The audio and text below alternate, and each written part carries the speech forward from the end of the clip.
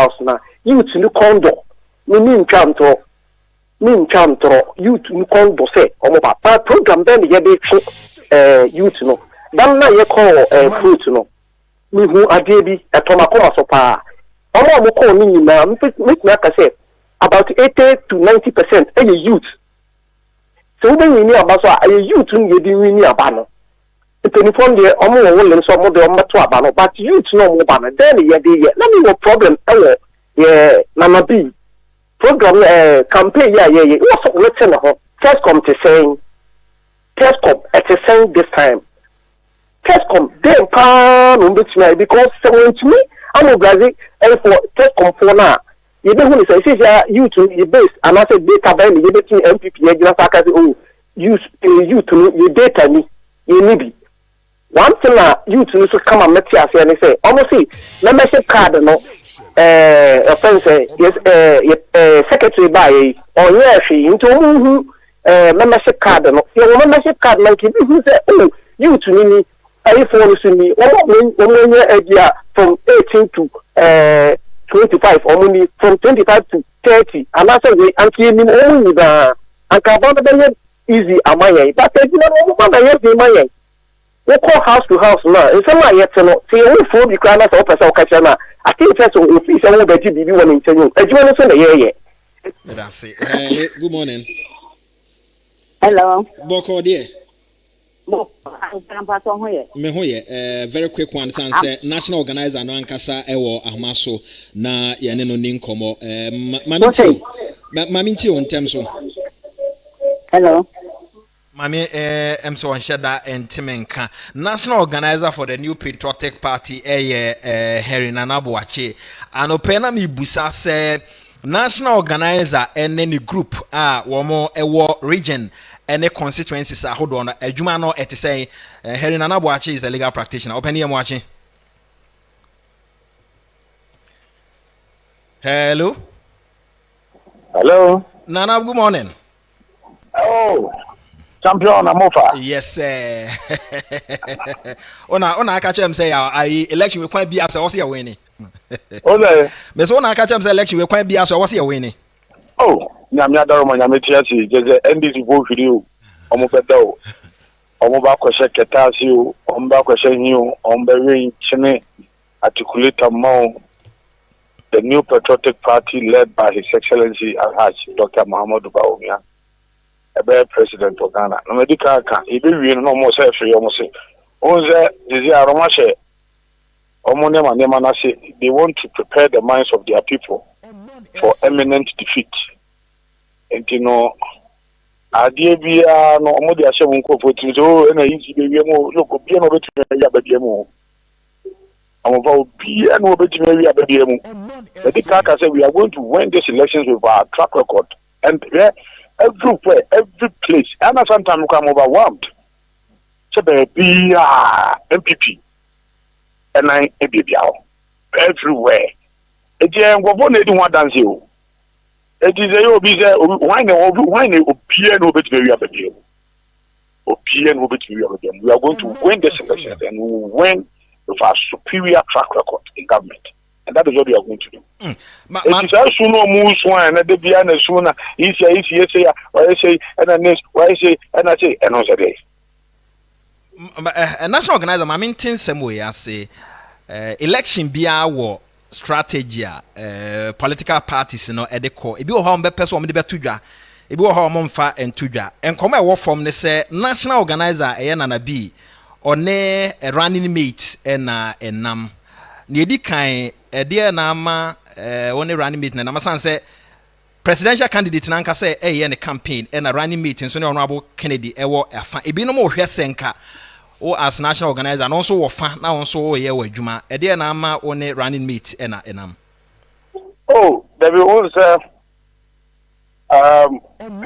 every election year we have what we call the campaign structure yet campaign team to go a campaign team I bet no kwano so offer campaign manager offer campaign chairman offer ombi kwana the main structure in human be on man for instance, so far me as national organizer, ordinarily I would have been in charge of volunteer groups. But media virus about he appointing us volunteer groups coordinator. And he's doing very well. But one will be so much offer baby to say settler groups are. And ordinarily in Kabayanda, Nasara. But Nasara, any era banda, a year solid. Now for the presidential campaign, any vice presidential campaign, to other era national chairman, at all material times when a presidential candidate, and at all material times, on because there should be that presence of the party, the embodiment, the structure with the presidential candidate. It is a year the vice presidential candidate. A party is where you benefit from you.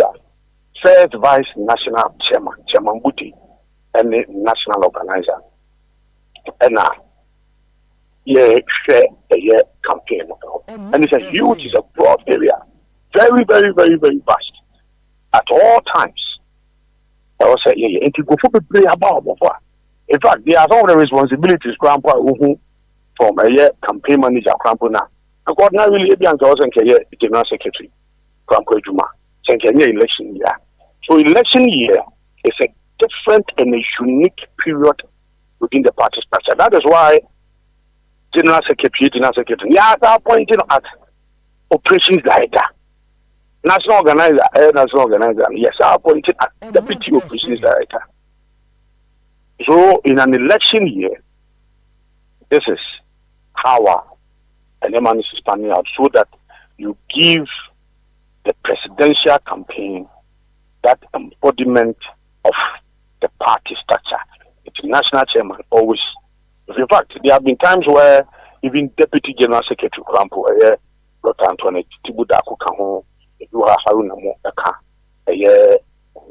because party no, and I hear what my party no, and I hear running the presidential campaign, and the vice presidential campaign, and even parliamentary elections. General secretary anyone power. He's also been working on the parliamentary aspect of it. So that is how it could okay. Who as national organizer, organization quite so no regional organizers trickle down. How do you coordinate them? Was Abria or can say operations, deputy operations, and many idea. And I could you be insana. Then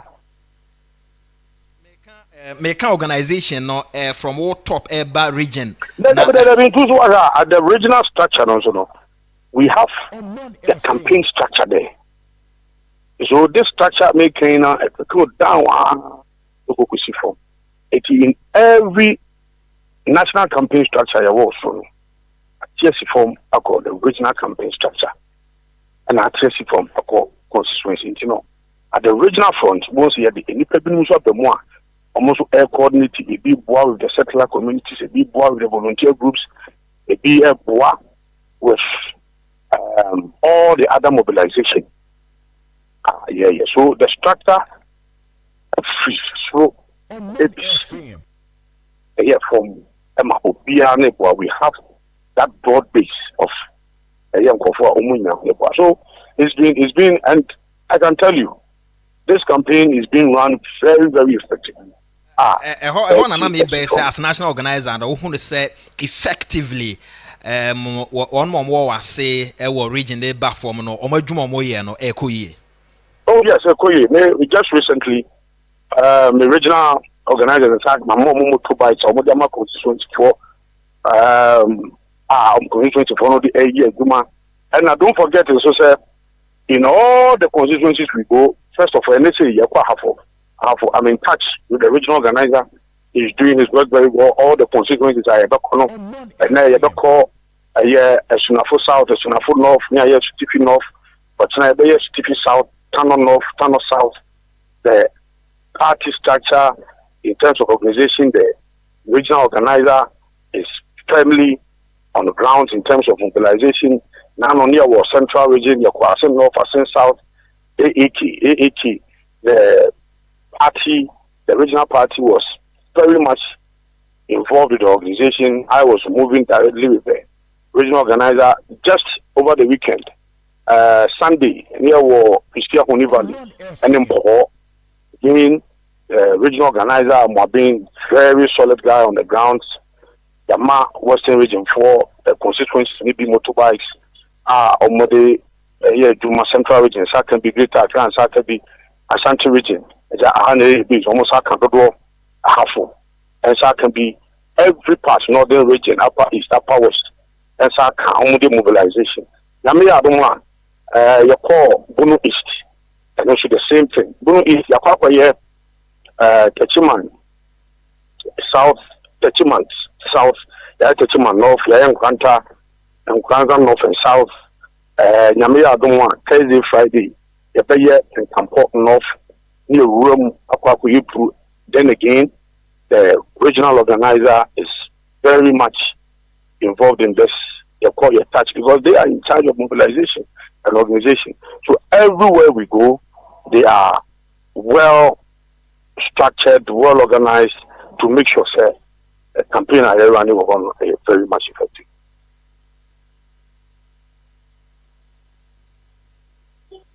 Hello? Omanfm.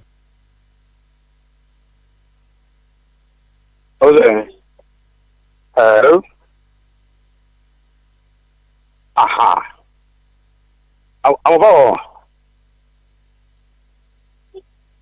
Because I'm in the castle here.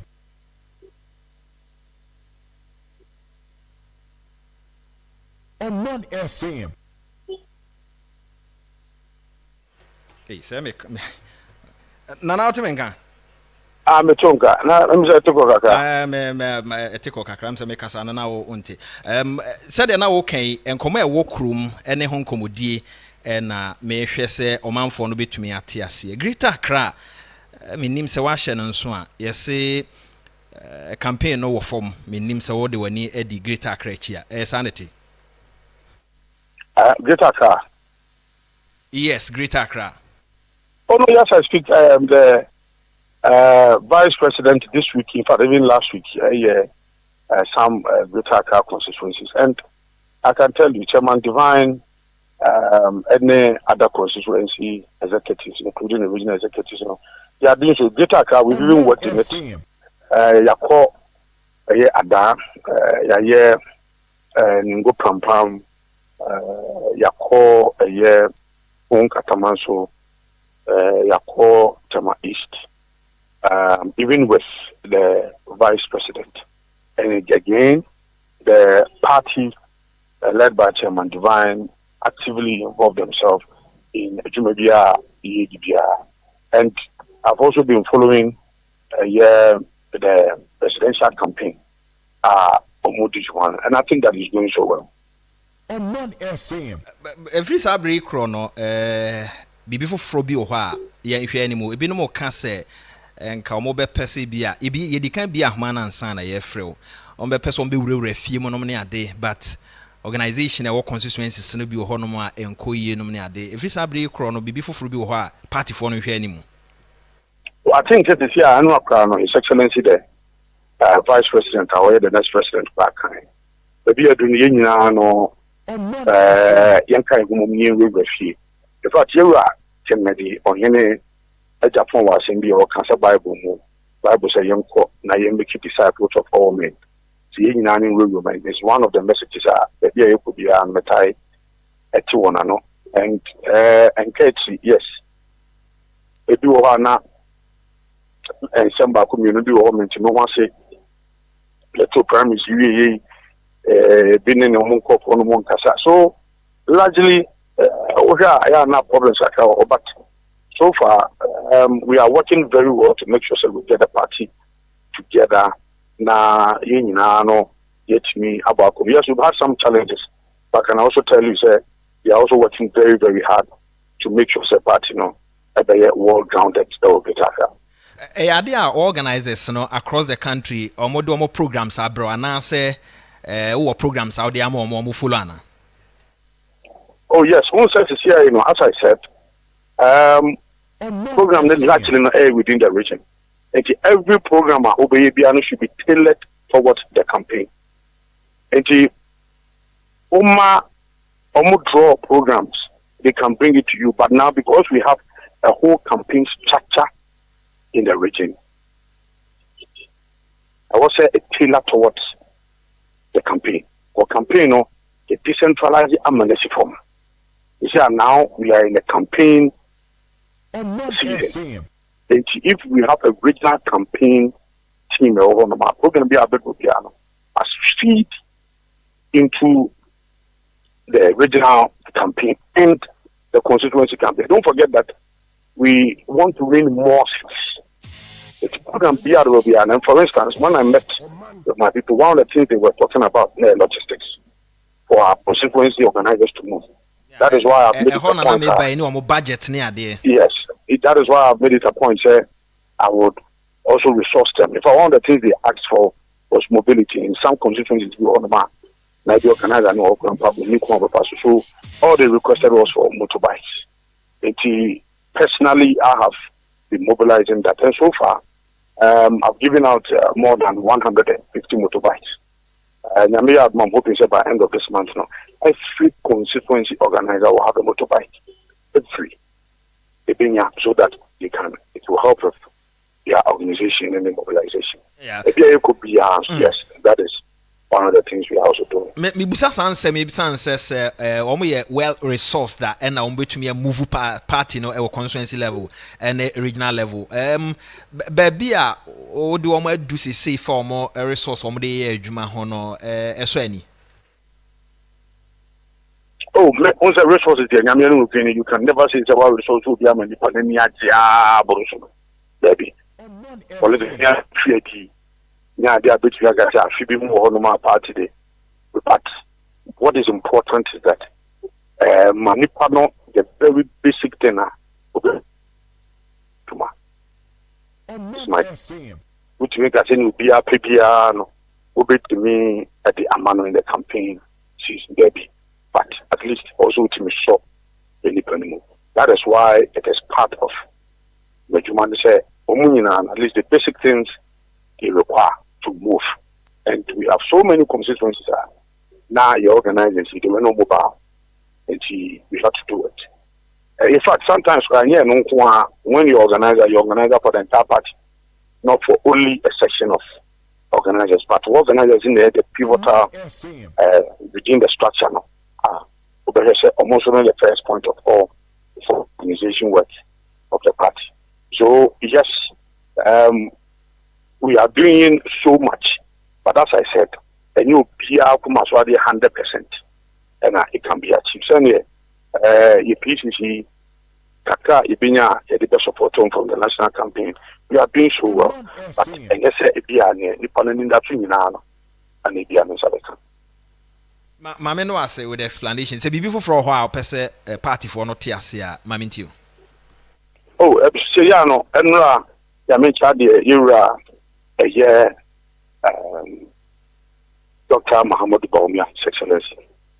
Enra, and a year, a bit me officially. Or not a year, presidential candidate, yeah, more better than next president. Now you receive in war headquarters, Professor Enra. Finally, we are not so by Edina Nwasem, a two Jama, a party for the Ghana Funa, say, and they were finally a really BPR. It's your best say, best say, in your entire home, in your Jumadin.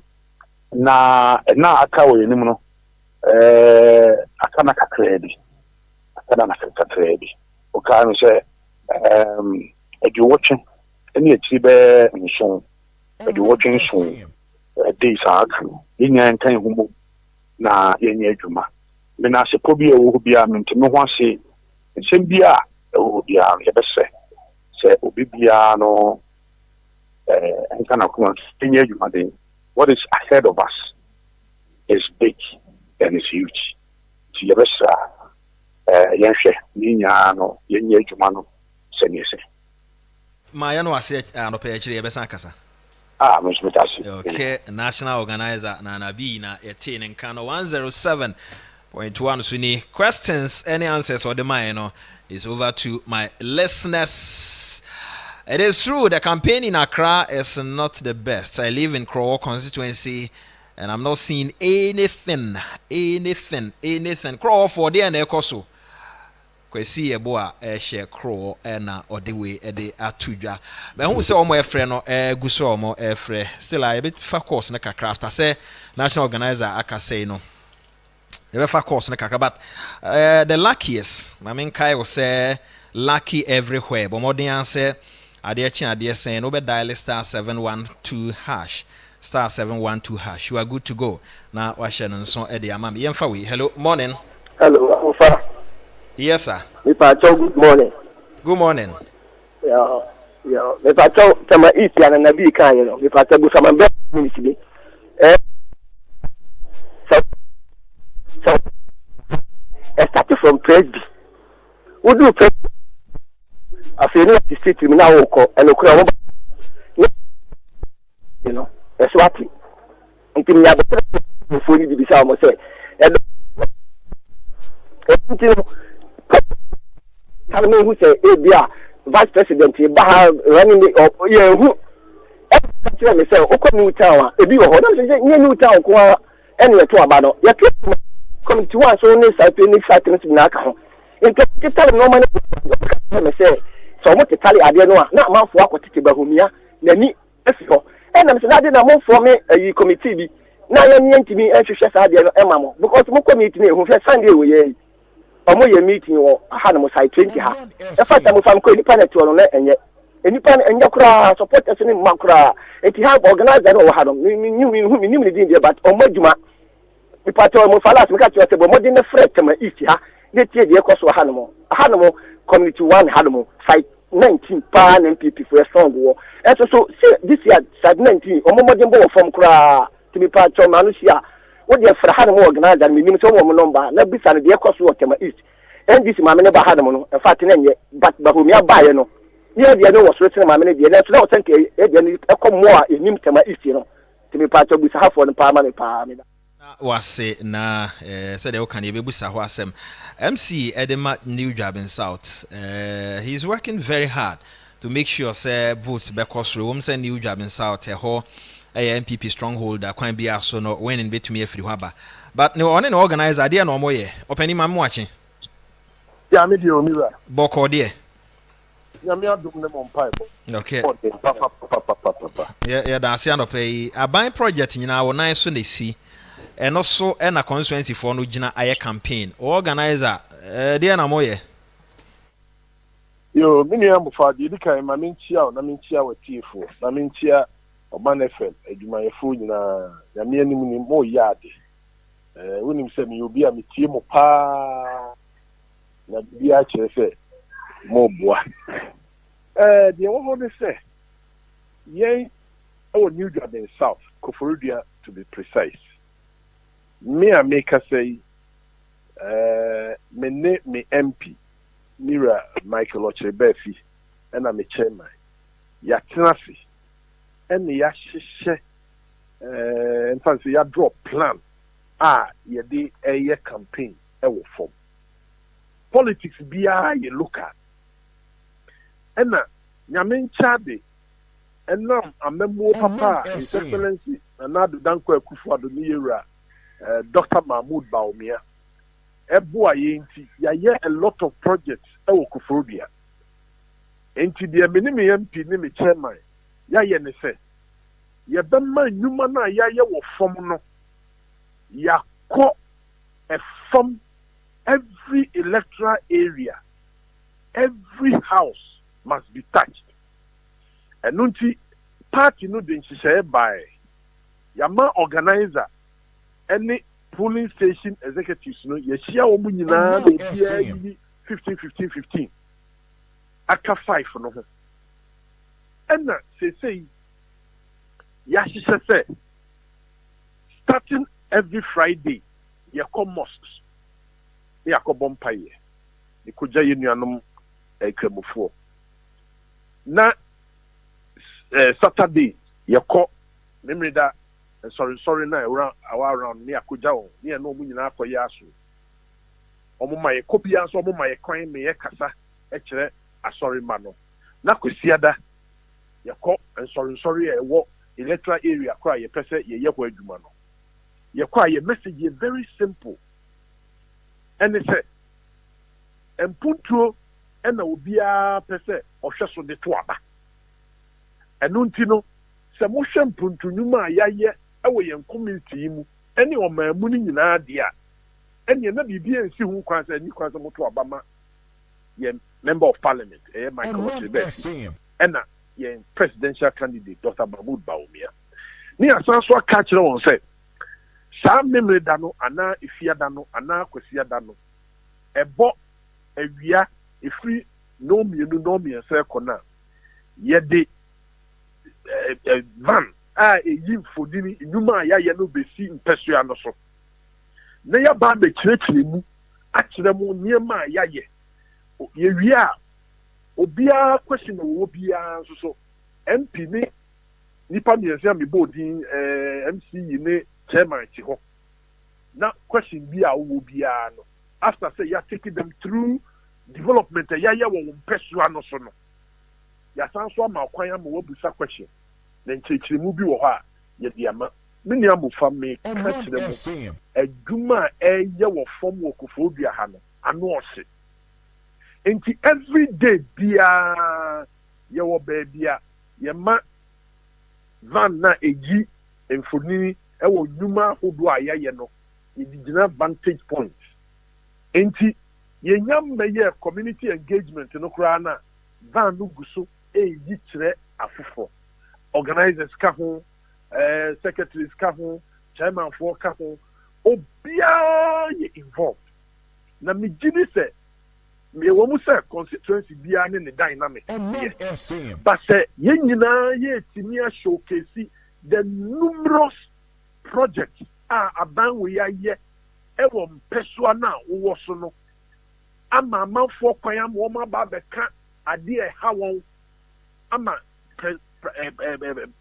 parliamentary candidate no nso so ayi ano MC wɔ hɔ a ɔno nso so ayi ano kyerɛ sɛ ɛboa ma nkitahodi a yɛredi no wɔ Koforidua ha deɛ megye di sɛ nneɛma ɛrekɔ nkan mɛsrɛ me nuanom a ɛwɔ other municipalities ne constituencies no sɛ yɛn nyinaa yɛnkɔ fam nyɛ sɛ presidential candidate ne baa ne yɛbɔ dɔmpem ne yɛn nyinaa yɛdi akyire yɛɔ no ɔkɔ nso a na afei deɛ bɛbiem yɛnyɛ adwuma wɔ fam and I keep saying sɛ yɛn nyinaa yɛ concentrate ɛwɔ yɛn mpɛsoa no so a this election will be won massively by Dr.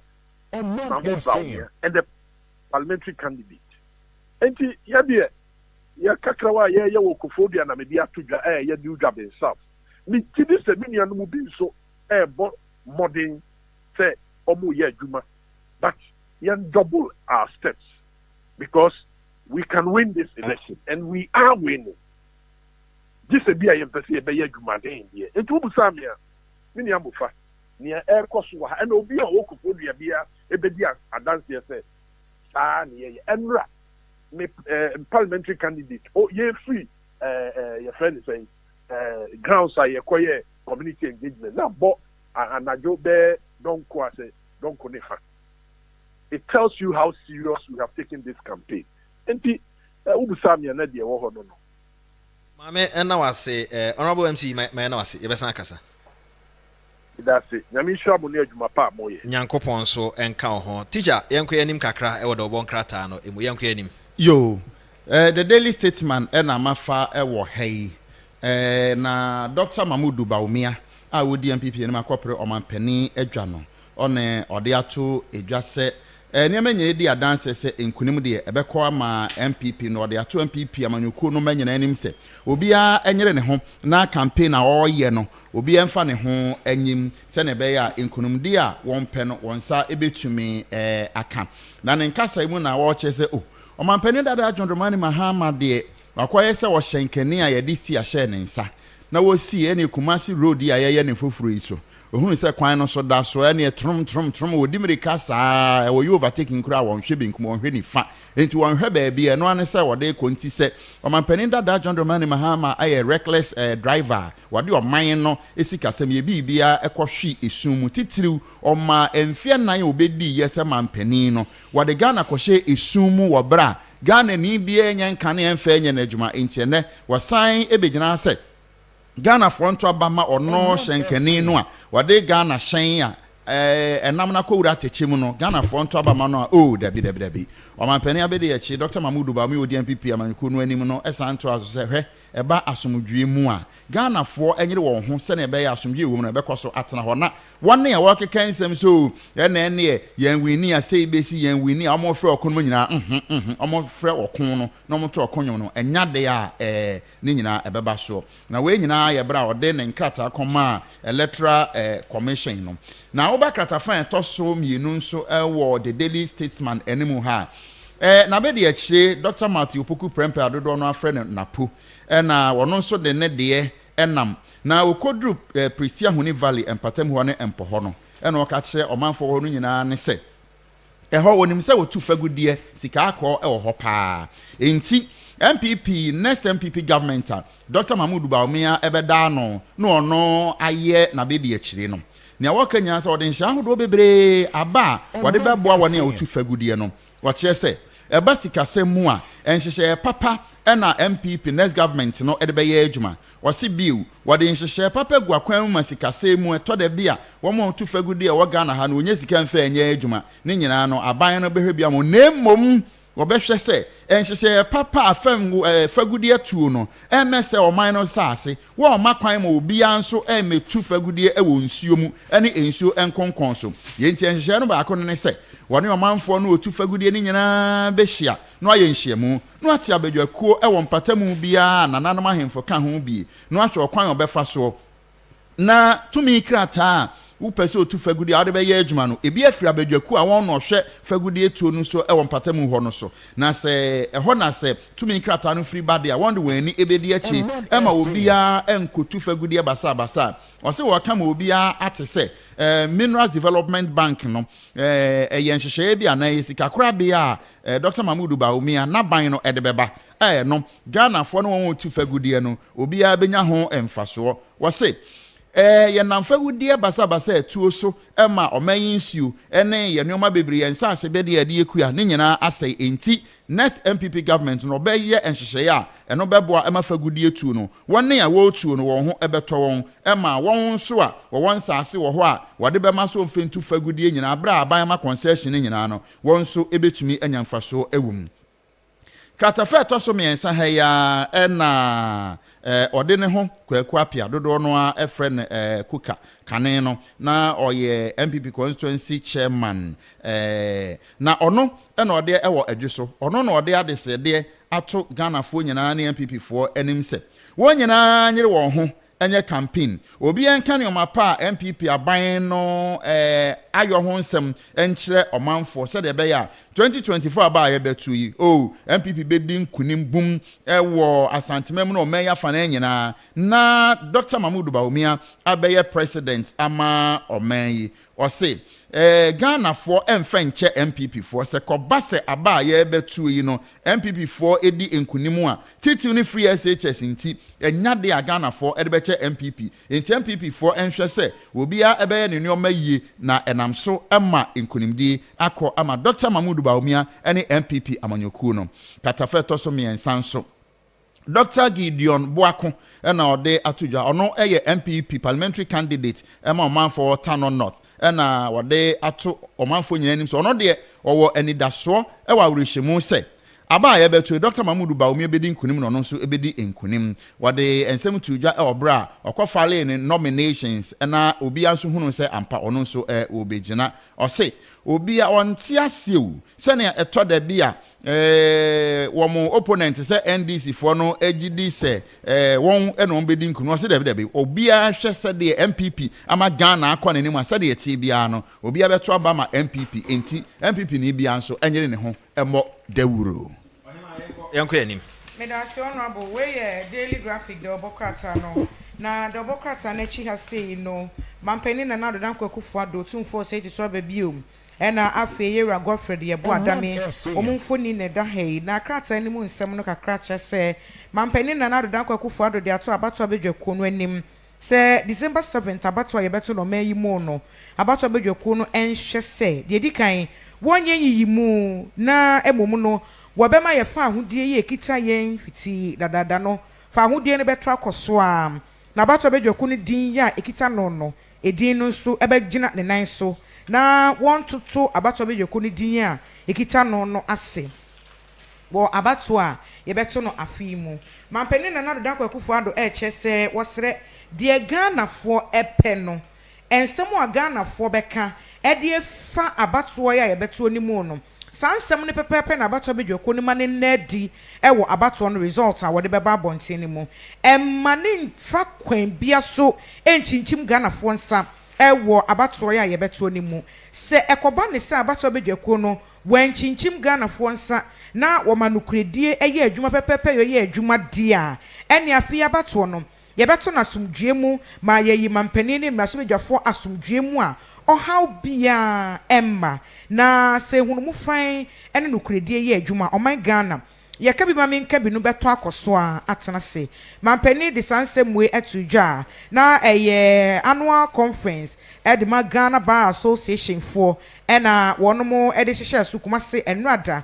na dwumadie no ase no ena mampani na nado dan kwakufu adoko kasa ya wode sansemwe etudwa daily graphic de obokrata no wode ho amanebo abakrata fan etoso miensa no ne nyina no ye abato no wasere se even court po ena obi ebekwa enya asumdue boko se de be ya ye nyina no yasum ebedwen wo mayi mu na se ye kase ya to abawie oman ne mbo a hwan ena wo baba bedi wo man ne so mampani kro no a wo pese oman ne bo no enipa ben ena wo baba bedi wo mo so ana na wo bakrata fa to so edumiensa krata yi ebo amane se si a ye kase enipa nwotwe ena womo afile nomination se wa abato abedwako no atena ye ya womo nyina no eche se wa ye krado he de ama afi abato ya ye beto December bosom ne da etoso enso no na sa enipa nwotwe eye Dr. Mahmoud Baumia ya wotu Frank adema NPP amanyuko no kane mampani John Dramani Mahama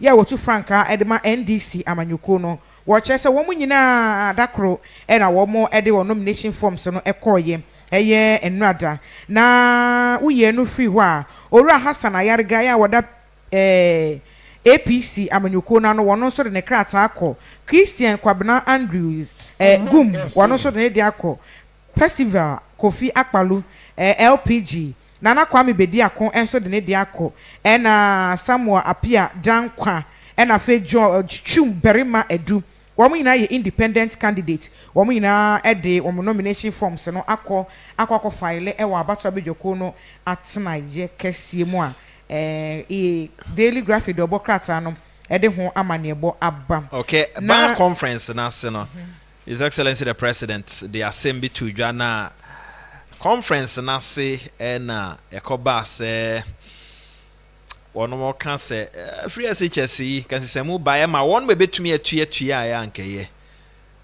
na say na president dituja. And it's so say let me express before I sit down my difference with the president of the bar on one critical issue. People who can afford to pay fees for the education of their wards should send them to fee-paying private schools. Public schools, that is schools funded by the taxpayer, should be free to all who would otherwise be unable to pay for their education.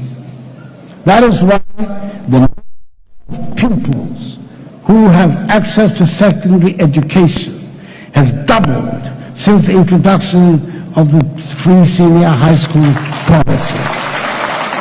Na mesa above voice ni bio mami nyako be chire amaye na ebra His Excellency amount to podium no na oka se obe express ne view ana se obe differ from the bar president no nia okaye Oraya Obuafo, I think that's the name. Nia okaye no happen on just almost because only say free SHS no ho asem na obabeka na say na mampeni edituja. And it's so say, let me express before I sit down my difference with the president of the bar on one critical issue. People who can afford to pay fees for the education of their wards should send them to fee-paying private schools. Public schools, that is schools funded by the taxpayer, should be free to all who would otherwise be unable to pay for their education. That is why the numbers of pupils who have access to secondary education has doubled since the introduction of the free senior high school policy. And that over 5.7 million persons have benefited from the policy since its inception. The full impact of this dramatic development will be felt in due course and will far outweigh the small number of privileged parents who can afford to pay for the education of their wards. Yo, mampeni na nado dankwe kufado, and was say, Asemba Kwa, Ghana Bar Association, openia wadano kan ya, onene nyadwene enti, obetre ono nadwene ewo hon, eye free SHS. Free SHS no, or say Ghana Bar Association penino ekasano, or say ebe ya, anka, omwa omubetumi etua ama womu mano yema womu ho kwan no womu ntua ena mampani se wo yawofo na se wo betumi atua wo ba school fees ye wo private senior high schools ewo ho wo betumi ede wo ba no akoho na emom de ye friend of public SHS ewo maimu no de ya ye de taxpayers money and as Ghana for ye sika ena ebo wo makohoma no de aban aye ne free. And I'm so Emma ene enkwala wo free SHS no omo numbers no abon wo mienu sesi aye kase free 2017 besi ne enkwala over 5 million and a wo akọ free SHS no 7 and 5 or say 5.7 okay right right and wo akọ free SHS no bi enti ono de one obi obeka say yema awofo mbetumi atua no entua no enya dwene omo bebre no ano a omuntumi ntua no omo dɔɔso sen omo ayesusu se omo betumi atua abana se wahwe a time o kan se one ora ya oboafo nya adwen no omo ya se omo nyina hu se free SHS no beka na owie ye na o kan number o matumi a benefit no omo nyina nso bo omo nsem what it tells me ne say even lawyers no kra agree say free SHS no should continue na yentimi nya ne se wentua ana se ma wentua in fact se wotie enua no amampani di ma ye no wa wo sika wo say odi obetumi atua no fa obakọ private school bam asembi ani ho say na mampani di tudwa na ora Nicholas Omane champion obi a all champion say this selection it has to be won through free SHS me bo mampani voice no na mene no atoa so ohema ne abana nya akoko ikuma medamo ase nyame ya no cha no pa odi esi ho ene esi achia opi me so me chia mo pi e ma ba wafo yankopon kam ho enti wan fi me kakra dabi sa dabi oye sure dabi ode ka no kre o secret doors nti amache se we am confrere reverend over confrere reverend na ma bona wan ye se anya ko urade say na mampani e de etudwa. And it's so say, let me express before I sit down my difference with the president of the bar on one critical issue. People who can afford to pay fees for the education of their wards should send them to fee-paying private schools. Public schools, that is schools funded by the taxpayer, should be free to all who would otherwise be unable to pay for their education. That is why the numbers of pupils who have access to secondary education has doubled since the introduction of the free senior high school policy. And that over 5.7 million persons have benefited from the policy since its inception. The full impact of this dramatic development will be felt in due course and will far outweigh the small number of privileged parents who can afford to pay for the education of their wards. Roman ya champion akwaba. Yeja o. Boko die. Keteji Nyankopon adom. Okay, the Nyankopon asesa no pay yetu yensafro na waba mjidi se no woti mampani asema odi tuja. Meti bibia. E die na course wo wadwem. Dedi kan ma mo waba so. Medase. Adwuma de woni wapamfo mo bi ewo omane ha. You go so. You see election winning no enye kasa tenten. Ampa. Yen tenten one tenten one. Ono bo kan de Japan so. Papa. Adwuma pa. Papa. Oye nipa bia me dono just because of command ya owo ewo ne kasam. Okay. Okasa to media jire. Yes. Okasa nimidie eteye jire. Yes. To me hu say what yesi campaign no say afi ne me hu say nkrimidie no betimi aye possible. Nti onobo o warm up kakra. So what follow campaign now we hu say o warm up minimum no o warm up kakra. Na no aboso kan we say wow. Ken ne MPP. Em say jam e dey say ne board ne a talk kwan. Papa. O MPP papa. Agrama ya de o. Man me bon abaso kan sitimo ya duma. Mama me enchia ansa na me kasa na me enchia me boss na agema a o Gambia engineer okura mi mu papa na Awurade nhyira no. Engineer ya mo achi na pay. Ya mana chi. Anti abana sisi a oni ni wi ensu nyame nhyira no pa. Oye nipa. Afi me ba president asem na o kan. Ni busa sa wote e na course wo wadwi. Eno na me ba. Ohun ade ba ko pe ene ba amadwenim. Ene say problem a ye Papa John Dramani Mahama ewo no ena president Nanado I explaining no. Say Argentina awofo ni bi ewo sika wo betimi atua wo moma de na chinchina enchina ni kwase ye ma wo mutua enye jo mama ni problem ni. Yes. Nti ye kase kana for agigi nani mu a oba obetwamu a we need their dance because after say was wa accept oba ontwamu no ba bia wo begina akasa fa free SHS ne ho bia no say ya no kasa Argentina awofo ne wo sika ne mo kwan emo mu ntua nti enu dia dance say oba obetwam na senior hwade bi o koso John Dramani Mahama osi ompene emankwala yi enko school no free no me bajo na ne papa nye minister sisi aye kasa de so oba obeto aso nti oboa ende wanka ne za Ghana fo nto abama no ene nti no waka za ende me gina ono ana mu kama Ghana fo nyina ate asese mu de mano oba obetwam ende yade a ohia me 101 meka kire nze your excellency oboa oba obetwam because ade a uchiri kura wo mpese ahokyere Ghana yi ko mu after covid na me kura me yam hihim se president wa hwa o muntimi ntoa free SHS no so na nado dankwa ene na ban wo bodwuma na ulman se Nyankopon boa no wie na dwuma after 7 December no a Ghana fo ebe hyase akai na bona baso wo bra wote asi kura ansa na daachi bi onyane ba bia ko wonim se asema wo de to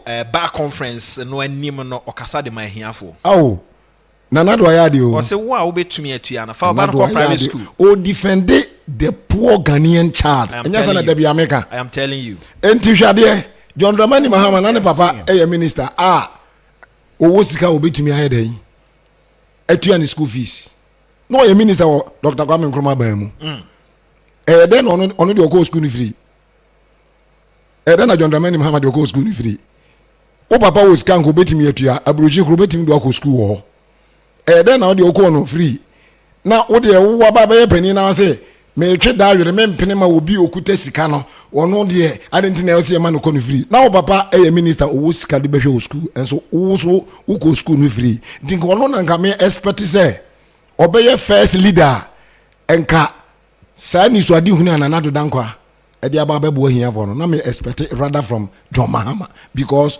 ono so ye beneficiary na so twe da were ase obi kuta no obi kuta sika wo dia obi kuteska policy no na na to say ohwe ahiafo level no de eye policy no mo amu sika mo betimi de mo ma akọ private school mo pese mutua no so obi nsi kwan en na president aka no nti anopai na na do dankwa ne nkwa so okra wo so ba school feeding with the private school for be ka ho nti nka ye na nka ase ne ye moa na agora free SHS no ne tamfo kase pa ne ye papa John Mahama ne tamfo kase na Ghana for enti ne nyese mekasa kwa hwade sesi amene o kasa yi ni campaign oye o se oba buffer stock yes obegunu because eniane no e buffer stock aban no na mom so e de ema schools no so mom fan feeding kwala no Dramani Mahama timini headmasters no almost over 65% of them so about this kind of oni wo mo ya adwumanti no ye campaigns ano enti nuane no some of the headmasters in Union kwa omotonfa. I am telling you. Me no woka say nkwanta secondary school uti region. Madam fo pa me no dinsa was o me wi am the number be ma na wa frɛ no. Na fitire na nkwanta secondary school. Enuane no a aban ne dia ko school mo se mfa mfidi nkwala no. O mo be offload o school ha. No ma truck foforo befa. Oni metron so ma no mo dia aba. Madam fo no fitire tambi eba no mu ya no afrɛ mi so mane omu ede nyoma na bo esan se mentumi mfrɛ ntimi nyintum nanso anya me nwanwa afri se bia sisi what I say yes ansana ko enkwanta secondary school obia orone provision shop ni ade wa around bia otonyoma ni bi mu ko ye investigation ne mbe hu sasem na meka ne ye no kre enti se John Mahama se onfa sika no emfa nuane nko school ho de beko akoma headmasters na o person sympathy e won headmasters na won wo ma line no me ne wo ka say headmasters ni bebere they are frustrating the students, they are frustrating the parents in order to make the free SHS no unpopular said ye be ya me say nkwala ni bi wo kro mutimi hye da lecture wom mo hwe aduane amudie na we free SHS aduane na free SHS no enye discotheque se ko hokoje wani o yesi kosua de enti obata ya aban atua oba school fees aban ma oba school atade aban atua oba boarding fee aban atua oba utility bills aban atua registration fee exams fee nyina aban atua na se wo ko gina duane so akoto abama John Dramani Mahama just because we see one de oba obema enkwala na wi aponchenam akola na want me atua school fees no obi atua na na do adawroma watua wie nti yemfa wo mo aka no mere wona de wo de aponche enam be ma wo no wo mo maduane papa di amen wow enti Ministry of Education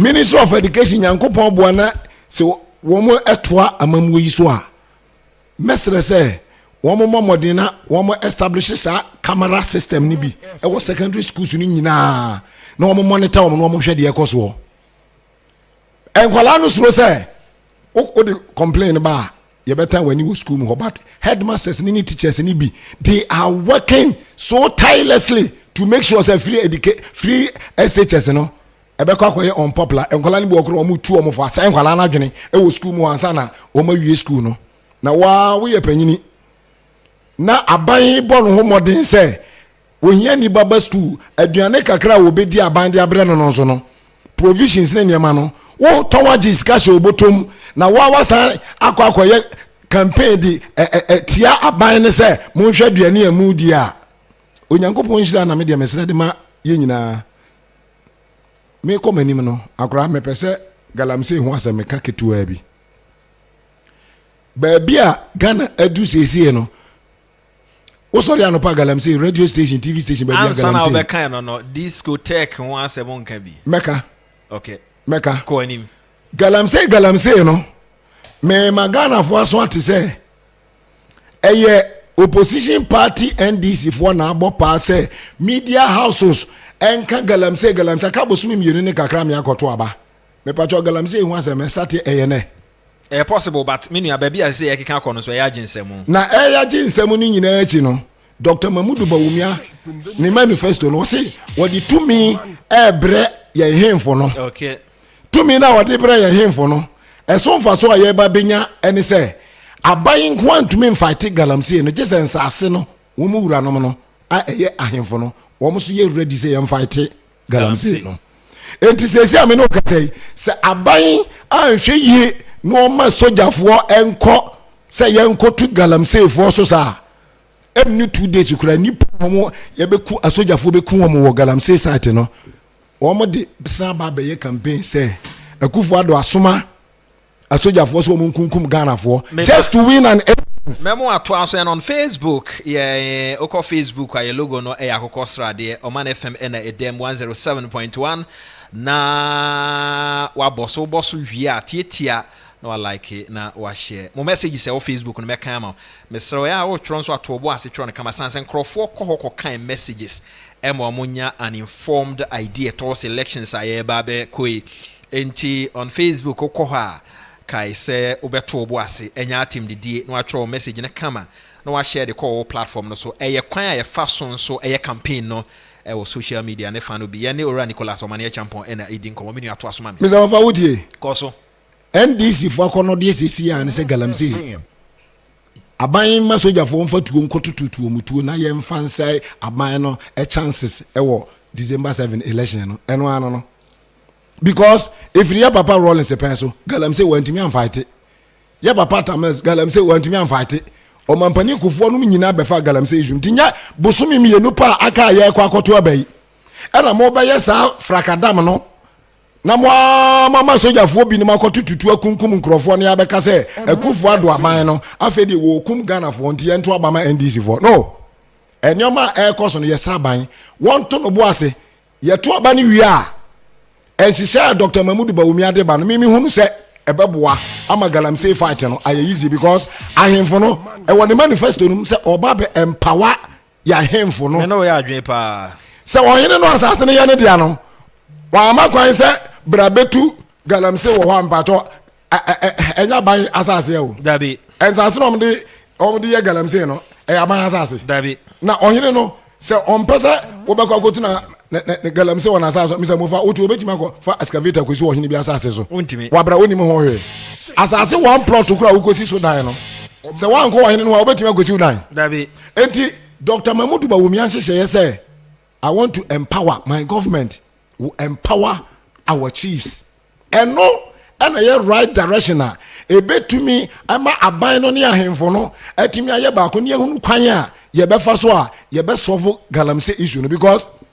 adwuma no omo ye no enya ba bia ena ese environment no kwan a ye be fa so a wo mu betu wo mu e gold no na yetimi protect environment no ena ya di hiande Dr. Mahmoud Bawumia se oba be ye intimi de mesre na nado ene ne mpanimfo ya papa onabo abuginabo se wu kodi pressure na chi na mo masojafo tigum dia election no mo forget it me can okra because NDC for plan mo ma kwanya sojafo na aircon no bebre aircon akotututu akomni pa dia sem election no mo bra ma bre nyina ne balance ade a ba bia ya mpeso o man no beko no galamsey 2 months pe na aka no na ye director o man no dia ko nti e hwasem no mawie okay ya mra discotheque no so nada na Mr. Mova Osere discotheque wow discotheque na me pikin say a manifesto ye head Dr. Mahmoud Bawumia manifesto and in the campaign promises and ya papa John Dramani Mahama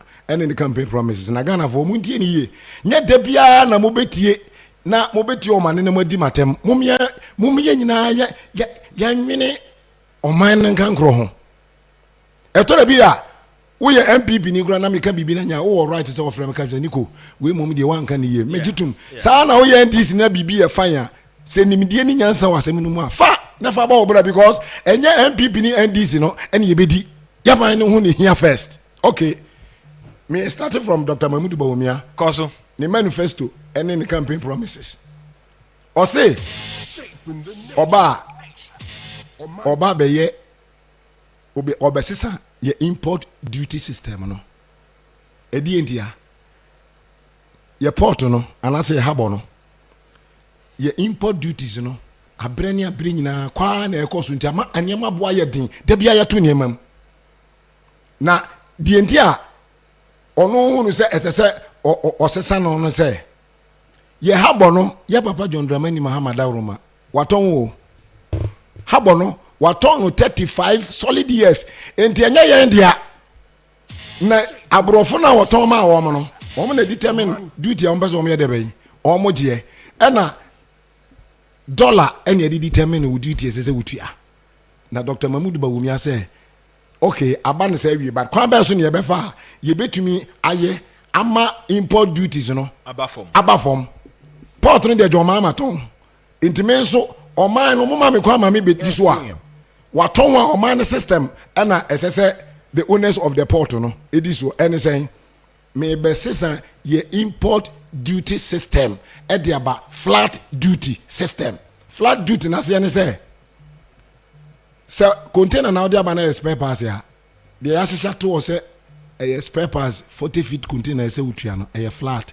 nye say o ba ene ya be ka kire wo say taxi we tua baby kwan dollar cost no dollar so ay say ene Japan ye say na fa hin kosi ha bia anti ansa na wo be shepo ne ma na ma container na sin so no na unim de obetua unim sika wo ba betua e ba ya no watua say sika no watam container no de ko akoton wo ne ma say eye emo the same thing say ye ntoma the same thing flat ana fe so Dr. Mahmoud Bawumia say moto ba mamia dollar na ye di rate ye duties ewo ye harbors anase ye port no me be yi dollar na firi ho na ma ye ni cedi because dollar no wo mo port no yo mo de ajo ma ton ma wo mo no atichie bia no ma to duty ne so because yes dollar cost intimi twam na ma ye ni cedi ye mfa dollar en rate obia import duty biem. That is one of the campaign promise of Dr. Mahmoud Bawumia said ye be ya even though your Mahama ton port no and as wa ton harbor no but you betimi nya your duties no e wo form and I say o pressure say the tibia ono ne system mienu ya wakan e betimi ni Togo wo mo import duties no atimi abebo so ada say ye de no kra be form kakra na say eni Togo de be yepe because ye harbor no niam abo no say de e din no amanfo e doje ewia wo nyema ekofa Togo no mu yi a no ma smuggle dia bagana beton na je say revenue no ye lose as a country emfaso ba kono no afa ebiem enyoma Dr. Mahmoud Bawumia dia to dwa no bebre munyina munim ye pese move country no de ko digital ye kan digital system no a ebi ni say hwe Ghana card for instance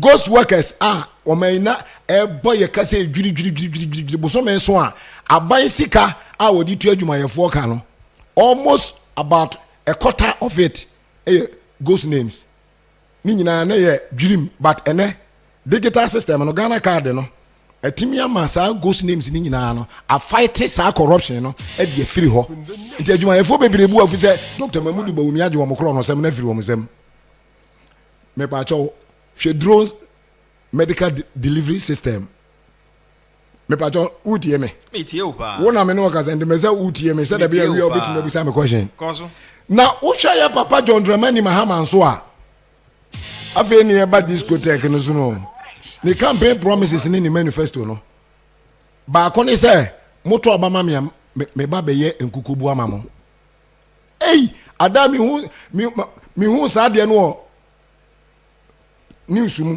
onya e kan ogusu ka me nwanwa na me ka so mo boa first na o kan na onya e still and I met recently ya say John Dramani Mahama obi a wadi president da sabi mu na mo so ko school na sabi kurasi ni kurase mi kuro mu seni eje ne won ko school da no wo ye so se nkukobu na ye na ni da so mi za mo fa o ma ga to da bi ahwe ekukon kete no mo ma ye serious as a people na sabita frache politicians no politician onye serious no we shouldn't allow ourselves to be taken for granted say ya papa John Dramani Mahama obi a wadi o mampani da na wa faili anye yie ni ya to aba wawe poto over 1 million vote na Ghana for the two abati awo it is also obesan ba bie mu a enka me expect say ensem bi ti say the Dr. Mahmoud Bawumia kekeken eye bibi foforo ngukọ yen ya de money me pesa me de tax amnesty ngukọ yen ya de money tax system ye ya no flat ngukọ yen ya de money na ono operative farm your mama operative farm sa fe no be introduce ntie bi ono so baby na ube ucha senka Oya ni say bia ye ba be state farms. Okay. Moto abama me a ye be poultry farms. Na ya fa workers no nti ebi no be kwa nopa na ebi no makwa wia na ebi akwa anajo. Na kire say 24-hour economy na all kan ho asem no. Wa make provisional e kire say poultry farm no state is for the states and all running. Na we there o se wo ya kokobu ato no ko ho no de abre wo wu fie. Na wako han obi dan no na sabe o ye duan no kra wo se wama waduane no tufa no na wasade nkokobu abesi ni fie. John Dramani Mahama as a former president and some okeka idie mesramo anidie mu woma edi nachi no minim se ngoma suafo bebre nimdiefo eka no ho NDC ko no but se nkokobu pa wo de ejina campaign platform so hye nipa bo se moto abama me a meye nkokobu amamo ne abramo nkokɔ no asa kokɔ no se onyini no oto a na wodi kosua no ko market no wakoton kosua na diskana hye obotom na kurase ni asabi wan ko school da wodi akokobu na ye nani da so wodi no so to nkyan a mo amopasa mo toto pa no ya papa John Dramani Mahama pa no na okrum ha pa no enkrofo bebire asu ase na ye bread dada wo wodi no to nkyan a our hotels our discotheque 24/7 and no be interview me na ni chance me pa cho ya papa John Mahama sem na woka no. To me, it doesn't make sense. It does not make sense at all because Mr. Mufati Koso obi akwa dwuma ba ono ni sika na odi fra dwuma mu ba ye no a odi be hwe ne ma no now what be one way mere statement or declaration say fa usika na wunya ye no fako club awia na fako jiwani wabra wanti mi ankrenti environment bia ma no say enka ukwa dwuma ba wabre no fa wo sika no etufie na maye discotheque no me John Dramani Mahama maye discotheque no ebi wadabraka ebi nso osu anase ebi wo Medina na wo de koho ukọ a fa wo card wo Ghana card kire na fa wadwuma mu card kire na wo de kire a you are entitled to maybe one bottle of ebi Guinness na enom aban no befa ere ni friend say policy na sa wo ye mia announcement and say statement say obi kwadwuma ba ono anfa ne sika enko hwe obi a techno or a night club na won ko di ne sika no ho na wo John Mahama say eno ye wo policy a it's a shame mo ye mpanifo ma mo kasa kasa sa after all ye te Ghana ha no aban no wo discotheque dabi Mr. Mofa dabi aban John Mahama ba no osisi discotheque dabi into what disco no say nkrofon ko 24/7 no so oboa private sector no oboa private sector yemfa no na boa private sector busia be na de ama private sector and I say what sponsor private sector amna ye discotheques na eya anim guase kase mo o mayi na muntie ni ye se campaign time so na obi e message e wode ba no se adwenpa woni tirimu a me pa cho wo behu adwenpa pa ni tirimu a sabe wo behu se disco ni ete Ghana hey Mr. Mofo you need that one disco ashawo for license no hook up no say ashawo ana meboa I will issue license for hookups now I provide medical whatever ama wo for the said the be boys yeah the Ghana is commission any abre say sa na ma no emra form no sabe ashawo form no ebinim ho a opon de omu nyina omu ko su na sa asem no waka me dey some na some say the work discotheque dey wo sa kwaji we ho kinye dey so we dey any discotheque say am papa say waka sa asem no dey a obi also Assemblies of God ni to the because who preach Assemblies of God sorry so for Assemblies of God so for ben and the betimi agina waka say I want to provide this church 24-hour economy for discotheque na discotheque no our hotels 24/7 me pa jo yeti Ghana hay won hotel bi a obi akotena ho na 24/7 no already no wakotena ho de ho uhu so obi akotena kodi 1 week kra hotel bi da uhu bi da so obi ya adwuma bre no ko holidays yeah utimi ko buku ebia akwa safari bia 3 days 4 days not ho until 24/7 our hotel 24/7 it doesn't make sense. Akola grant me cancer because already no hotels no omo running no even more than 24/7. It is always open. Meboa. Now what makes it your policy? Your mama. Amodi sa ni o ma we nyina etu futuro gu nipa ni na empanimfo a wo me nim difo so wo NDC mu ediwe we yi achi campaign say our discotheque 24/7 na sabi enkukobuo no ne ma wo bi asem no anu abisa enkukobuo no asi edu nkatia wo ma wo enkukobuo ni bi eno na mode hye YouTube wo bra Dr. Mamudu Bawumia wa yi 2 weeks ago ni ene no watachiman mini great ambon Honorable Kofi Ofosun Kansan. There be Honorable Kofi. Yes, Honorable Kofi Ofosun Kansan is part of why one more programs ni bi ni woman ejuma. But Honorable Kofi Japan. Kofi Japan na okay. Na okofwe nipa 10,000. Na abai Dr. Mamudu Bawumia da Roma. Wani Honorable Kofi Japan wonu so aboduma papa why nyame nhira no. Na wo mo etreni nipa 10,000 youth emfa ho se wan go school. Anase wuni matro ana wuni makenkan wo motimi ama wo training ebinim ye masons ebinim ye fitafo mechanics ebinim electricians ebinim ye painters ebinim ye hairdressers na wo mo wie wo mo training na aban yi esa ema wo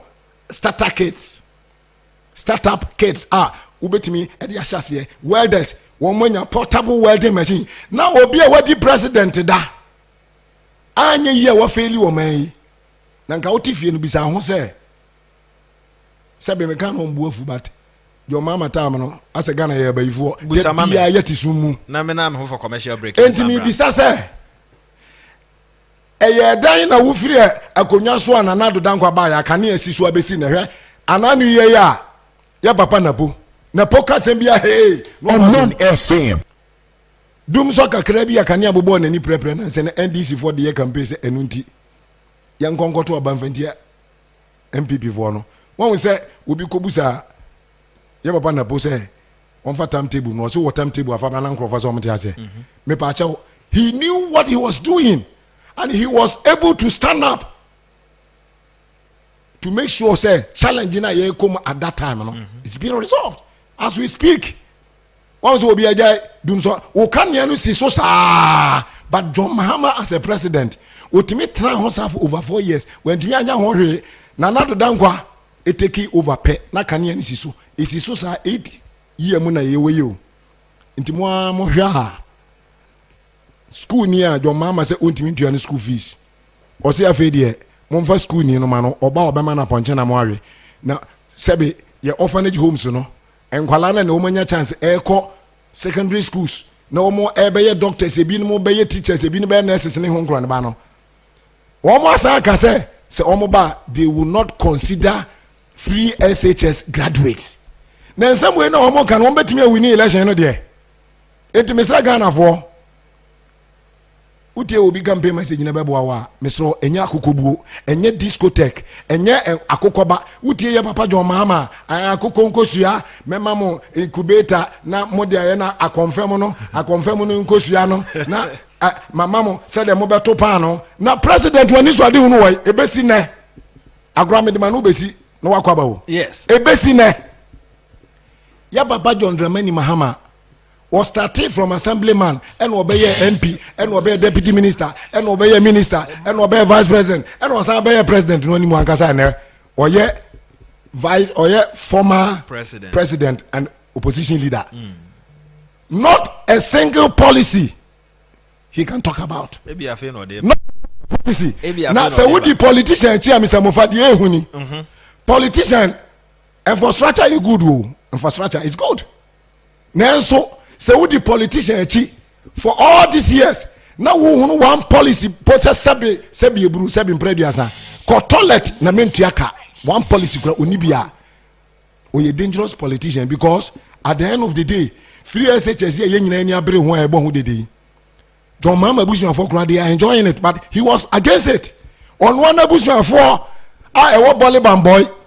Now say Ghana must not introduce free SHS. And me could 2 billion. Me fan could school fees and my free SHS. No, as we speak, by way of implementing a good policy of free SHS, you know. John Mahama Bushafo, they are enjoying the free SHS policy. Nicholas, say politician need policy. None need us when you say me a Kajetia market, me a terminal 3 will be on my hoda. But the Okuta policy, you know, or will curiosity said the policy will locate that person for him or her to also have his share of the government.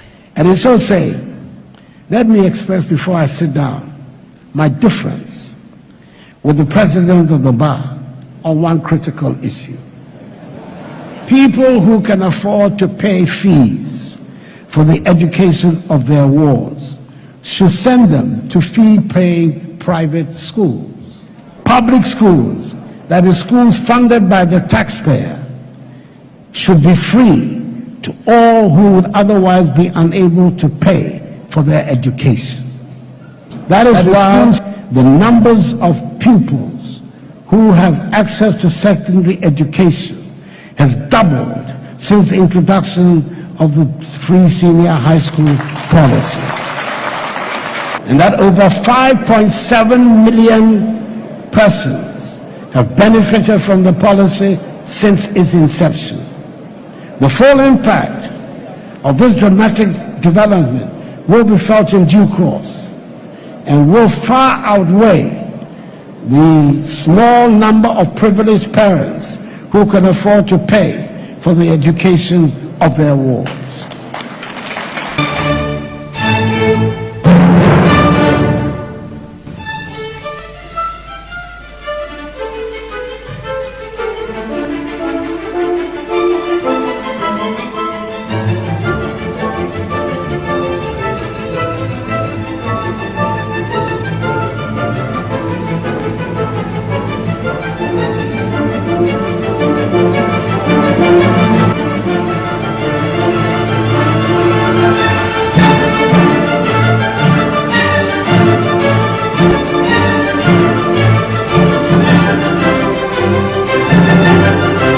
Said a free nra ya bomb amane ene na boiling point and emre no so pepe na a kickstart program not da ho bibi stronko enti said the munim no na program over 10 team kwabna kwache na a host to ka political program na a war gun ha ya nipatie pa na a boiling point. Ofri mono na ho behia se ho awrehudie ya de nti management behwe amana da hwa kopim se emu bedwo na busua adofo enyina ye gye atum se de ewiase na ye no nti se de nyame adaroma ye ne odiadeni akasa enwumre obeka ye ho ha sei na enyina no yatimi adi nkomo kakra afa enu akwabna kwache ho na afi ya kickstart the boiling point nti nyame ya doma ena nwumre ebo no nso pepepepepe a eseseba ora Nicholas Oman e champion obeba oh by almost sure e was say sure the tibia me so me dem ho shey me na from time to time no me babebo sure enti me da me ho for your commercial break ya ba na me ne ora Nicholas Oman e champion be wi a na afi de aka no atoa wo so me kai wo say do master for de apono efri eye take ya ba eye fo pepono ato 0548402640 0548402640 na wakai ashe nso ama me ba fuela egwela no pe omu krai mu Dominion Herbal Powder for nso aye adom givers omo aye adom Franco Trading Enterprise de munim no brebia omo ne yen ena enam Rock Care Clinic for enso ma mema no Ven capsules the luckiest say brebia otumi aye lucky na enso ashe nso de amame Salem Real Estate for ena mwase na yemomo abaso ewa adwumaso na monso mo aye de aboa Ghana for ye dan ho for your commercial break here ba na fidi aka na ye de abeto asomidin e de ya amufa bo ache ye dan ye ho aba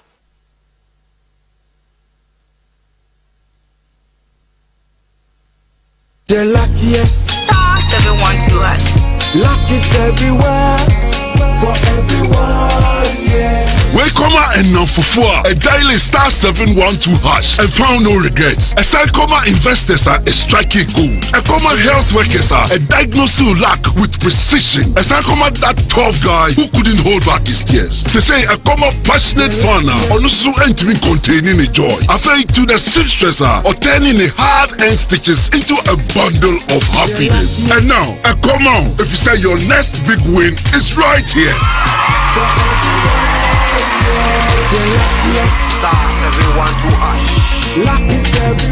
Dial star 712 hash and join the luckiest winning celebration. From the 1st of July 2024, dial star 712 hash to keep buying tickets as a group, individual, or even as a community. Win loads of cash and prizes in the community draw or go for the grand draw on the 30th of November 2024. Unlock your luck with star 712 hash. Join the winning streak now.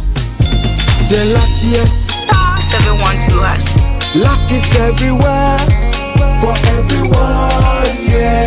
The luckiest. Draw be more drum master apuna papa nyina fie achede kese promo no time aso we e fiera real estate developer contractor foreman ana afa na wo siw dan ebrenu ni drum master say better taking exterior doors na amurumu ha ye becha bathroom doors ana interior door eye free to economy doors nanya achede bi ti say people cameras digital door viewers intruder alarms key rings bags any achede pi yes to economy doors ne 10 na yencha interior door free. Adansi for mope Germany, China, Turkey, any Israel doors. Door master. Ubehu door master. Watema community 25 at the Pa Junction. ACP Estate Junction Kwabenya. Adjacent ACP Clinic. Kobi Manto Boot. Kaswati Pa Junction. Ashala Jated October. Obeye opposite the Forest Reserve. In Sawam Asafweje. In Sawam overhead behind Kumasi Station. Suhumfianko near Islamic Girls SHS. Kumasi Ahensain. Opposite the China Mall. Freyen 0548 402640. And that's 0505 892268. Don't master achede kese promo. Adansi for mu dieni ekoye ankaza.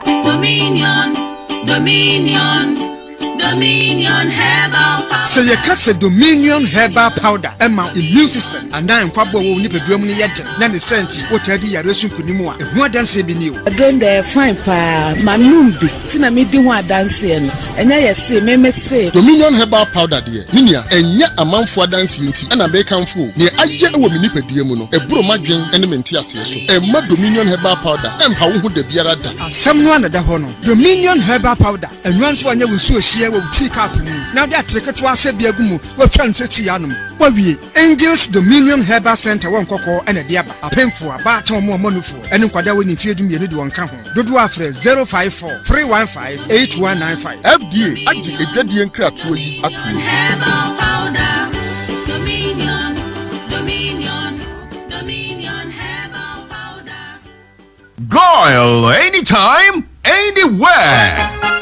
From Wap to Tumu, now Vrungo to Bolgatanga, Tamale to Salaga, Goyle. Nkuranza to Banda, Kumasi to Abwasi, Tadi to Cape, Orokodo, Tama to Ho, Accra, and all over Ghana. Goyle brings you quality choices. Fuel up at any Goyle station near you. Goyle, good energy. Yeah, yeah, yeah. Ghana Fui Franco, Esa the electrical appliances for just washing machine, Asian woman, Yopo, CCTV cameras, and need all clear. I'll be you know that. Several mobile phones, these are iPhones, Infinix, Nokia, Samsung, any the account, anyone says now. Franco, and I'll be near the papa, ne water from say Franco air conditioners, every 1.5, adequacy 2.5 horsepower, Samsung Franco TV, every 32, adequacy 85 inches. Franco, essential tabletop, double decker, any chest freezers, and chain in a mahoden cry.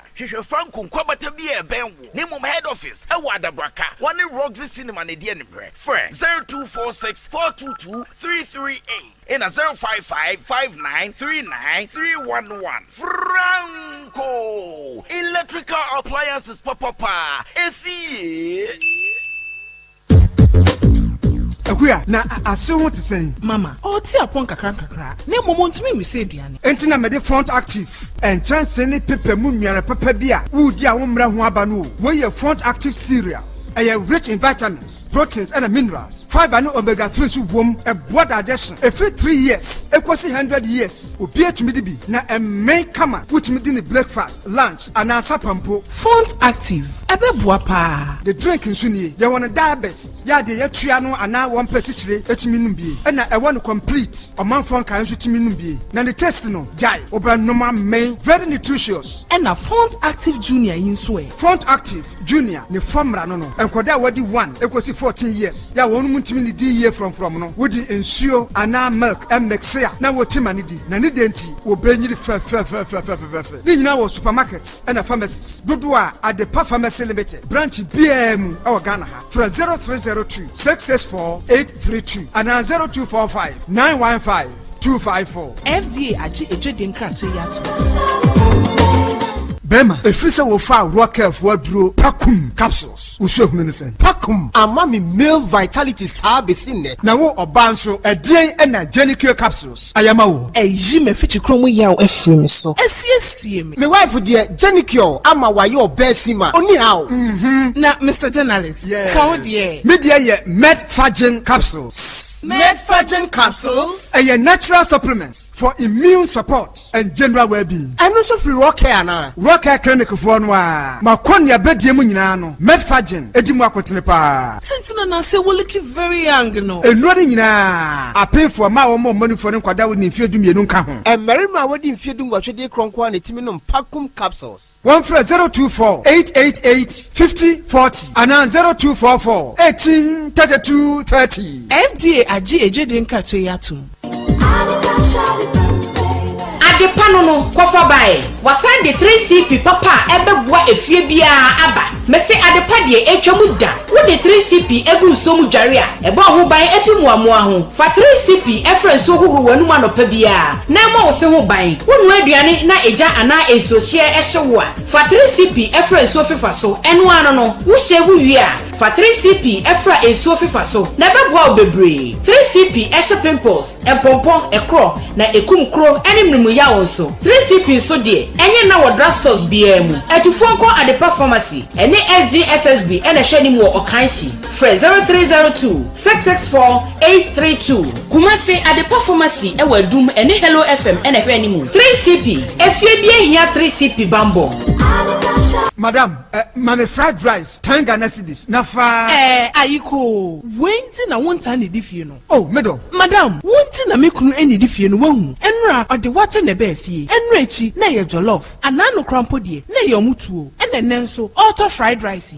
Madam. Paso huna de kronti am didi ha no. Ene tenase. Madam, family no ma no. Emuye de. Ne hwam so. Hwe ni fefefe. Madam, edi ne we hintasem. Memu eduane nyina, me de pragia rice ena yo. What's a pragia rice? Ane pragia rice. Eni madam, package jollof. Eni omutuo no bi mame. Na me fan kofie. Na pragia rice. Ewo kroman kasa.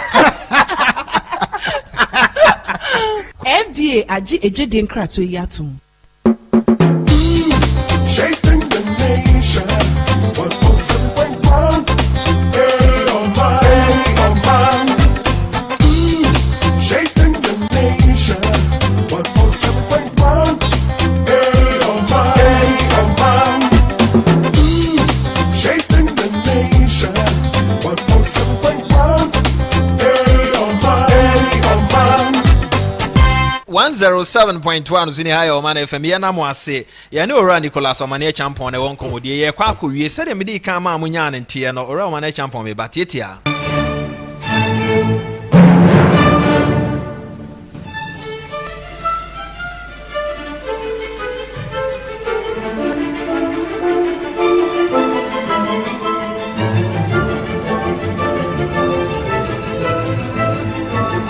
Great, and then boiling point a kick started Kayanashan and some penny for be brain one efres omobeba na enkomodie kakra wo ne kwa yimina betumi afaso na enua kwabna kwache ya hye na nimunyam sabre yanka MPP wa kono yi okono kese pa ne nan so enanka isi nanso owuro kurade a enkwantume nye ena de onyankopon pe enso no ye na obia nso woni da ode ebekro enti enwumre nkomo bebre no an ebekro so ya affiliate stations ni nyina nso aye krado eduru ha omo nyina pick across the world eni ufre onua no abonamane na we so afre ni nua no abonamane na we afre ni nua no abonamane eniema ekoso ye propaganda NDC for the nam no the next 1 month ni nyina beba down brum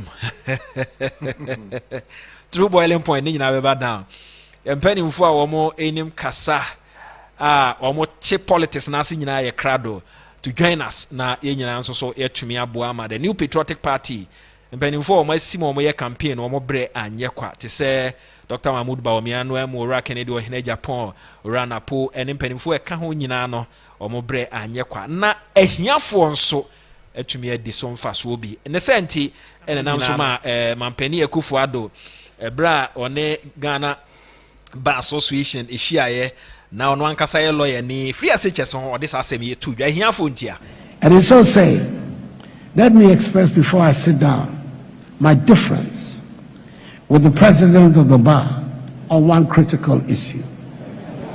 People who can afford to pay fees for the education of their wards should send them to fee-paying private schools. Public schools, that is schools funded by the taxpayer, should be free to all who would otherwise be unable to pay for their education. That is why the numbers of pupils who have access to secondary education has doubled since the introduction of the free senior high school policy.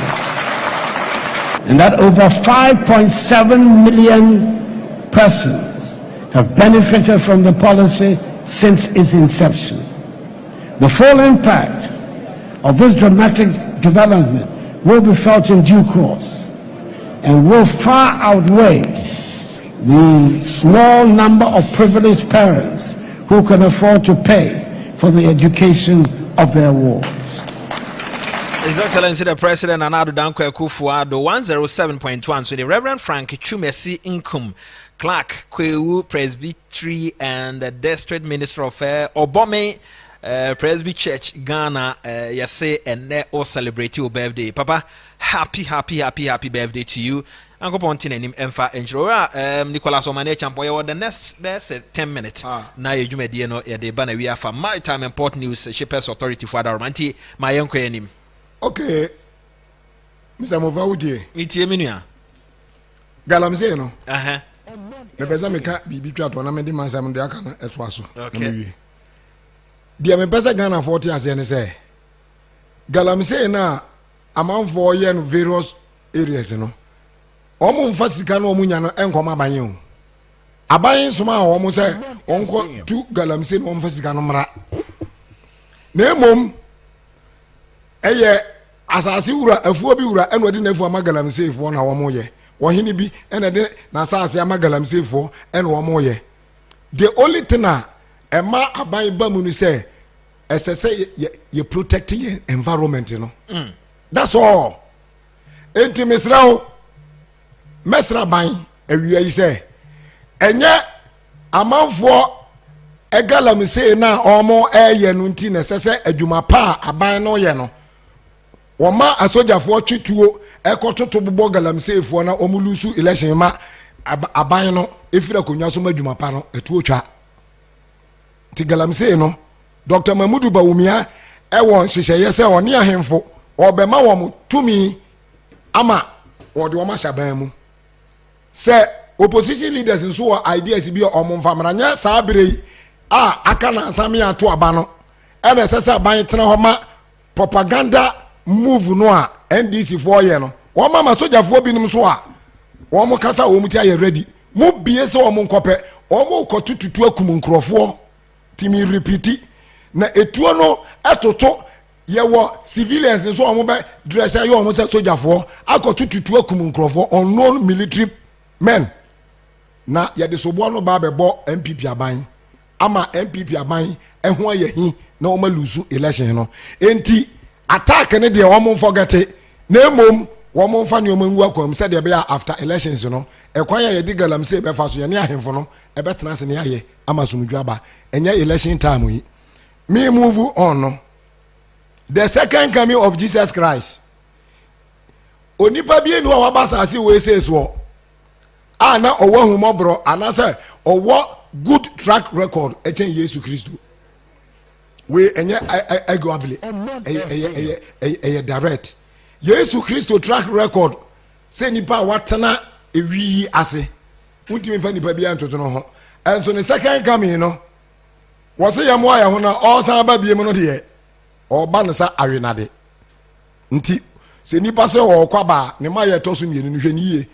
wo ne ɔba akɔ awareɛ anaa bɛrima akɔ awareɛ ma yɛ ayeforo fɛfɛɛfɛ makɔ putuputuputu makɔ court egu awareɛ no na sɛ mo ayɛ phone call telephone call saa na afei deɛ mo sɛ awareɛ no yɛbɛsan yɛ bi ma hey mo bɛtumi aka bɔ mu o but mo ma mani na hɔ because ɛyɛ dangerous hwɛ Ghana Blaster coach yi ɛsan ba bie mu no me ne me nua kwadwa mpɔ ne yɛ ka sɛ hey mo mpɛ coach fufuro na san bɛ wa mi coach mo bɛnya problem almost about 30 years Blaster yɛn lose match wɔ Asanteman mu da Kumasi anya hwe kura yɛ se anya yie ne draw bi deɛ match no boro yɛ so a yɛnya draw record ne da hɔ no almost about 30 years anani yɛ mo anya team bi amana ma break sa record no sɛ Angola o sɛ yɛ from sɛ Angola hey last minute go 30 years record no san bɛ wa mi coach no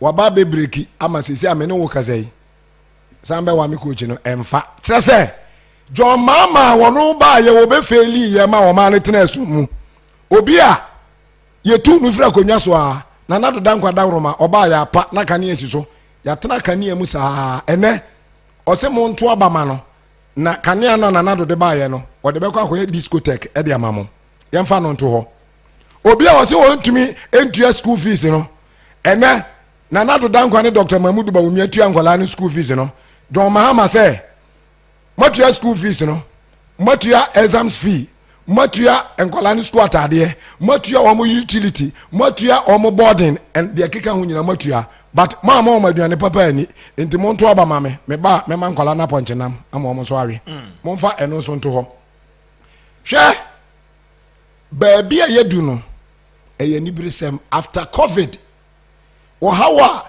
ewiase nyina nya economic crisis no ewiase nyina nya bi na Ghana yenya bie na me ya de bi ama mo ne mo hwe Mr. Mova wutie me nitie o pa amanfo nso ntie se NDC for John Mama ne campaign ba ko ne message ba ko na keka kire mo no enkoko buo akonfirm nkosua akoko nkosua na mama mu nkubeta akoko no hwane a na confirm no na matoto bi na maton da be confirm ho agyan ya papa Mahama yamfa no to ho hwe ba bia adu no yema politicians na nasi leaders no take yen serious ye to obama opanyini bi na se wantumi ansori anyere no ho anya dwuma na ofeli ye ne a we shouldn't entertain him or her again oman ne oba akofo dia say Dr. Mahmoud Bawumi a onyanya president ya fe ne ye beto obama no as a vice president ne modern bo wuntumi fa ya papa John Dramani Mahama onu kura di president no en compare no because anye biribia no address digital address system emu ena Uber Yango ene ho nkura ne ba mobile phone interoperability ene ho nkura ne ba enioma bebre na wo light sa o da wo kete so ankane no esa na jopa ye asama ba by this time you benya be no to car na wo committee 1 wa anya bi na wo committee 9 wa anya bi na wo asama anadworo be nante sa je so san koda su mu but Dr. Mahmoud Bawumi adawroma wo light ne sa uni sika wo phone so kura utimi ebo wura wa account mu anadwo no na watwe sika wo bank account mu na wato light no wo wompa no so pa na wo kan ya na san ba na se mo be du we yi beto nchen na makwa akofa obi a wode akokobuo ni disco e na ehye mo body a e o se mu hu se ya baba John Dramani Mahama the first time no kra wonya chance be di president no one morning say manyankopon because ebesi ne me ma hwe nanim sa not a single as a leader Now, obi a politician, great politician, he said, yeah, about John Dramani Mahama, without a policy. And you're useless to me. And such entertaining such leaders. Now, yampe, a title for me to say Dr. Mahmoud Bawumianoma, Onya Maye, Omanfm no. Ya wanyoma bibiri wa and ne Ghana for the kaino. Ya papa John Dramani Mahama, wabeti Omanfm position be ni wa woni bi wa ban mu. And so many woka say, adia Ghana for the kaino. Eye dum so na mesremo ye kan no e kan unua na kan wo awo me ba be wie e wo free SHS no so ye wie an 2 minutes free education no enye school fees nko we matan na muntie ni ye man hwe ye a John Dramani Mahama said na no kasa ede no obe biti na be ye onwanwa hwe enkola ni bi wo ho a awofo na bomode a mo matimi akọ school no final year exams hall ho ni abeta no e de eka na wode no ya tworo won e wo paper so de abeto nanim say scan ni hade asori enam so ma be pre drop out. I am telling you obi wo ho minimum obi a final year exams e be ka kitwa bia me start no ene de ne kabre no o kofie akwa hwe se bia ne maame ana ne papa betimi anya ade amano a ekwa mu no onya accident ewuye unya accident wuye enti ne nkrofo ewie school na omoje om certificate na yesiye no ni nyina school ho asem ya enti amata ya mutie me se wo ya NDC ni se wo ya MPP ni mesramo mon gongo to about 7 December if not for anything at all school fees no a afiri mo so no eya dinya de ne asomdue kese a me bre no ekosa mechia ya maame obatampa ha wakumsen okay me da say maame mfa wonsia ora Nicholas Omane Echampon tell Nicholas Omane Echampon Krobia Kwabna Sante is extending his warm greetings what I say meaning for sending in your message my messages no edo so kakra metumi akan me kan na fe ya to aso elder Japan ewo France or se ochia ora Nicholas Omane Champon and this one says okay around here David already do the other bring media before na yeah pressure no and please kindly ask him about his concern about NABCO allowances Kwame Abuaji and no me say Dr. Mahmoud Bawumia no dada Nico I agree with you perfectly. May the grace of God continue to locate you.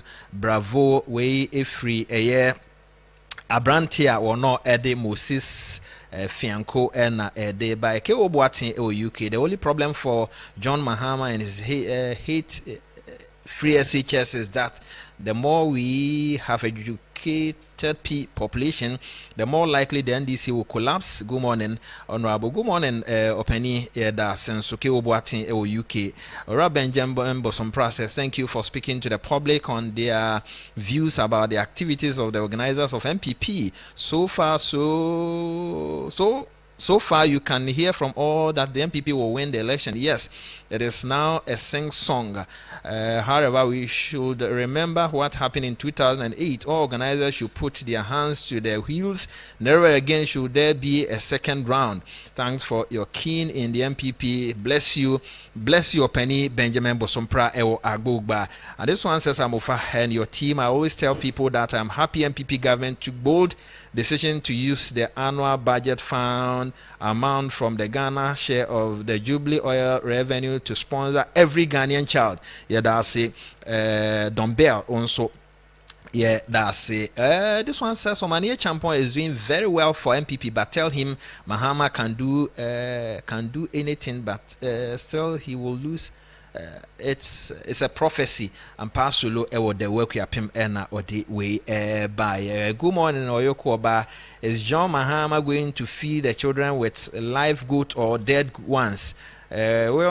Winston appear could be ewo Germany ena or no obusasa semi.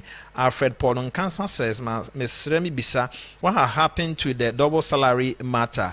Ango P and one assembly a woodada and Tisha and so far. Omane Champon is in line. Do you remember the NDC recently treated their plans of making Ghana ungovernable for President Akufo-Addo. Nyako Abronoma is accent. Nyako mekai pa, and you are right. Oshe enieman so and so.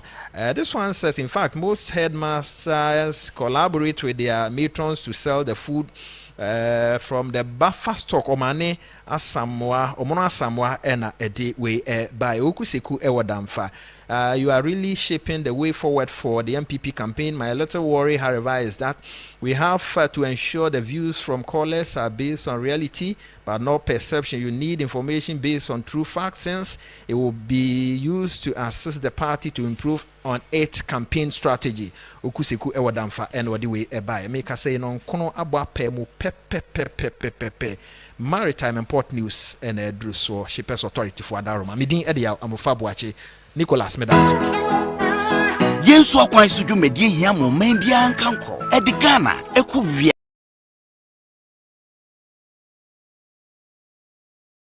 Senedivia